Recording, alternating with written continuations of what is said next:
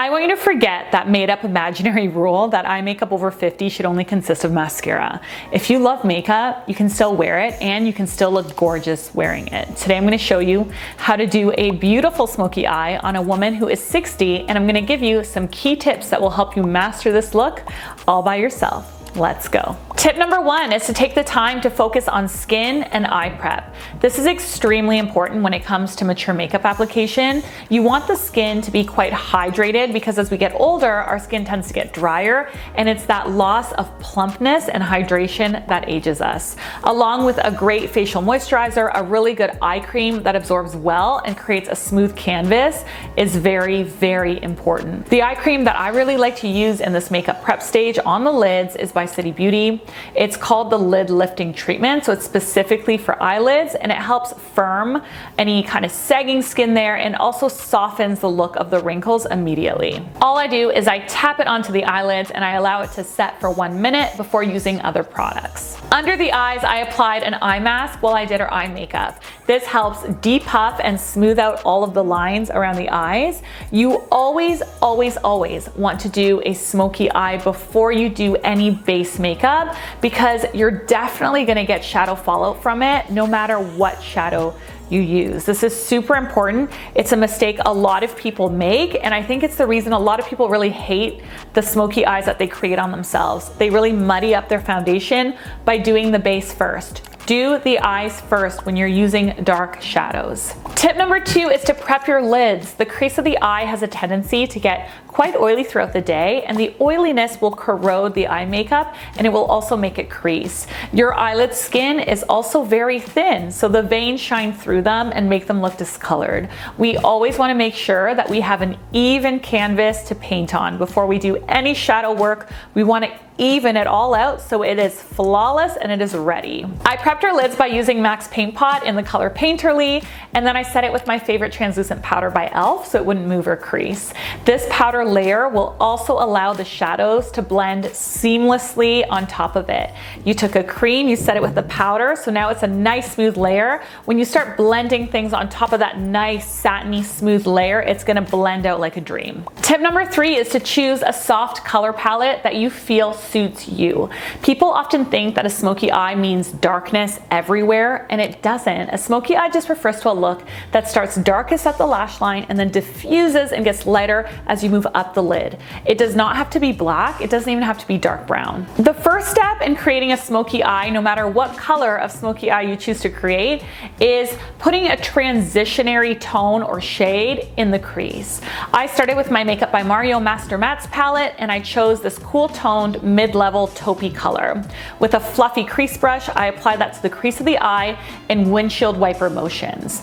After you apply this transition color with your eyes down, it's always a good idea to look straight into the mirror and shade and blend that color with the eyes open as well, so that you can gauge how far up you need to go to get the most flattering shading in that specific area. When it comes to smoking out the lid area, you want to go a few shades darker than the crease. Remember that the lash line is going to be the darkest, and it's slowly going to get lighter as we reach the brow bone. On my model today, I really wanted to use Charlotte Tilbury's Pillow Talk lipstick because it was very complementary to the shirt that she was changing into later. So I decided to add a warm dusty rose to her eyelid to complement the lipstick. So you can see what I did here. I started with a lighter taupe on the crease, and then I went a few shades darker for the lid. So even though taupe is in the brown family, dusty rose is in the pink nude family, it doesn't matter. It just matters the level of color that you're at. So you want to go a little bit lighter in the crease, a little bit darker on the lid,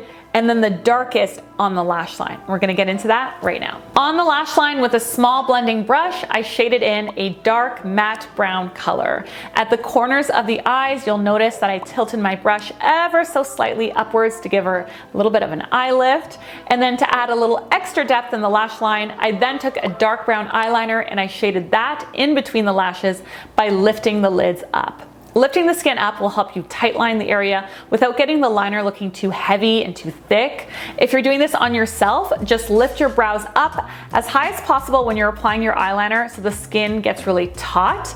And then with a dense eyeshadow brush, you can go over that line to soften and smoke it out.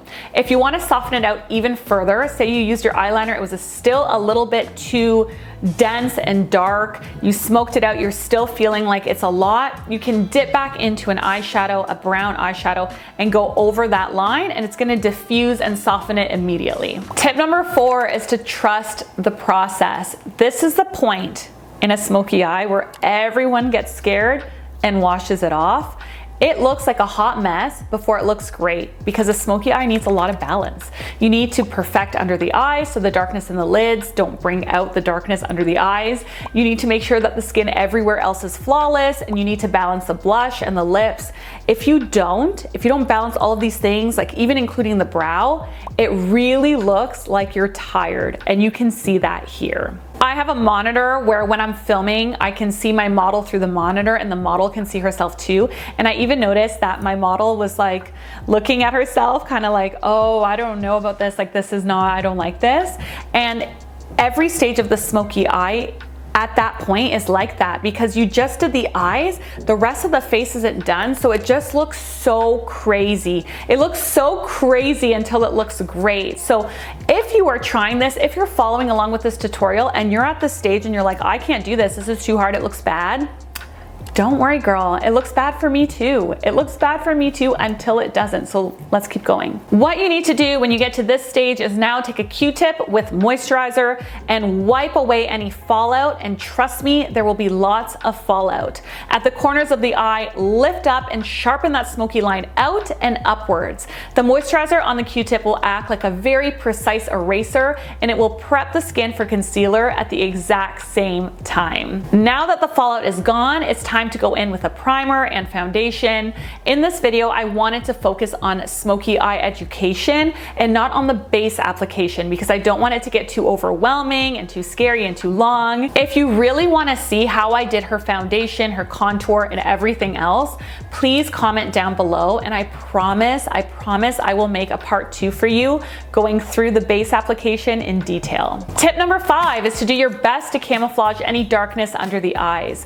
Under eye circles plus a smoky eye is a recipe for disaster. It looks really, really bad. So we have to do our absolute best to correct it. After your foundation is on, you can go in with your concealer. The concealer that I use today that I love for mature skin is the L'Oreal Age Perfect one. It is full coverage, but it's still very creamy, and I don't find that it creases too much. I strategically applied that onto the hollow areas of the eyes to bring them forward, and then I softly blended it out. Now, if we don't set concealer with a powder, it will crease no matter what, but it's tricky because if you have lines around the eyes, and everyone who's an adult does, everyone does, okay? Don't worry about it. Powder can sometimes make you look crepey in that area. It's the #1 struggle that I hear mature women talking about when it comes to makeup. What I like to do is I like to take a triangular powder puff. I bought this one from Amazon. I'll leave a link to it below. And I take a very finely milled translucent powder like the one from e.l.f. that I love, and I set the area by pressing the powder into the concealer in the hollow zone. I typically avoid too much, if any, powder in the crow's feet area because there's so much movement there, but in the inner tear duct hollow zone, it's typically fine to do it, depending on the person and their skin issues, of course, but in here we don't tend to have a lot of wrinkling. So if you have a lot of depth here, setting it with a powder is not only going to keep it from moving around and shifting too much, it's also actually going to brighten it up. It's going to work as like a highlighting effect. Try it for yourself, see if it works for you and your under eyes. I find it's a really good technique for a lot of different women. After that, I dipped into a medium brown shadow and I smoked out the bottom lash line. Tip number 6 is to balance out the smoky eyes by defining the brows. When the eyes are dark, you need to balance the face with a more defined brow. Charlene has a natural ashy brown hair color, so I chose to use the Anastasia Beverly Hills brow powder in ash brown. brown to complement her hair and her skin seamlessly. It was like the perfect color for her. So I was super, super happy with that.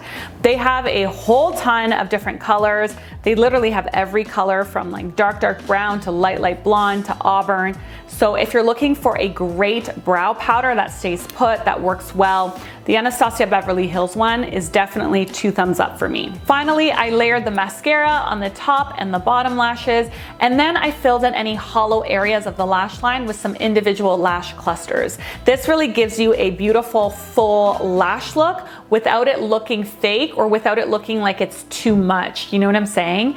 If you can master kind of popping in those individuals where they're needed, you'll get a beautiful fanned out effect very quickly and in a completely natural way. If you guys are interested in a video teaching you how to do that on yourself, I would be happy to make that for you. Just let me know in the comments below. Tip number 7 is to step back now and balance out the face. Since I added that warm rose to her eyes, I know that I needed to add that color into the face somewhere else to balance it all out. I chose to do that in the cheeks and in the lips. Every product along with its specific color will be in the description box below. Here is our finished look. I absolutely love how it turned out. I know in the middle of this video you guys were probably like running for the hills, but I really hope that you like it too. I think it looks super polished, it looks stunning. As soon as we balanced out the other elements of the face with the look that we created, it all came together, and let me tell you, she left the studio feeling pretty confident, and that is always, always, always my goal. Now, before you go, I want to ask you something, and I want you to answer it in the comments below.